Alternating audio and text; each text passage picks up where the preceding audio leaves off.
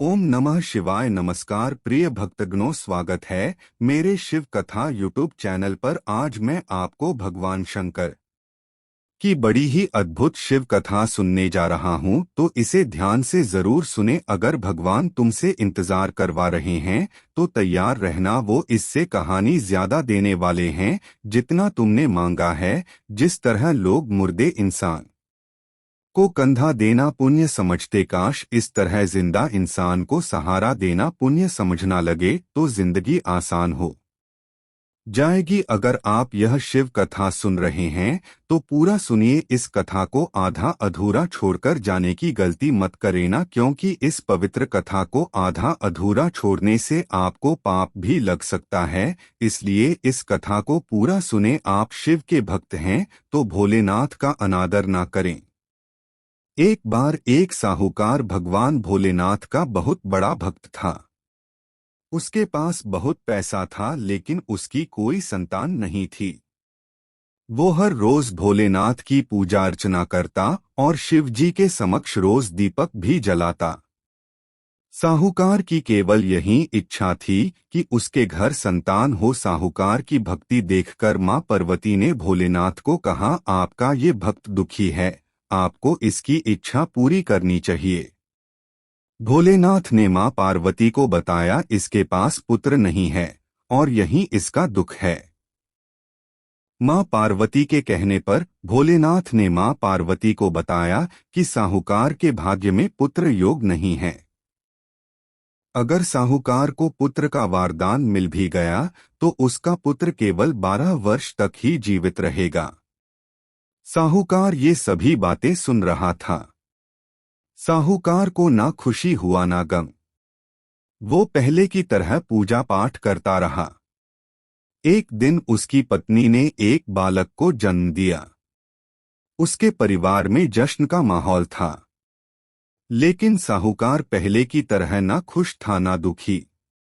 11 साल की उम्र में साहूकार ने अपने बालक को उसके मामा के साथ शिक्षा ग्रहण करने के लिए काशी भेज दिया। साहूकार ने अपने साले को बोला, रास्ते में ब्राह्मण को भोज भी करा दें। काशी के रास्ते में एक राजकुमारी का विवाह हो रहा था, जिसका दुल्हा एक आंख से काना था। तो उसके पिता ने जब अति सुंदर साहूकार के बेटे को देखा तो उनके मन में आया कि क्यों न इसे ही घोड़ी पर बिठाकर शादी के सारे कार्य संपन्न करा लिए जाएं। जब विवाह संपन्न हो गया तो जाने से पहले साहूकार के बेटे ने राजकुमारी की चुंदरी के पल्ले पर लिखा कि तेरा विवाह तो मेरे साथ हुआ, लेकिन जिस राजकुमार के साथ भेजेंगे वह तो एक आंख का काना है। इसके बाद साहूकार का बेटा काशी पहुंच गया। राजकुमारी काने के साथ नहीं विदा हुई। एक दिन काशी में यज्ञ के दौरान भांजा बहुत देर तक बाहर नहीं आया तो मामा ने अंदर जाकर देखा तो भांजे के प्राण निकल चुके थे। मामा ने रोना पीटना मचाया।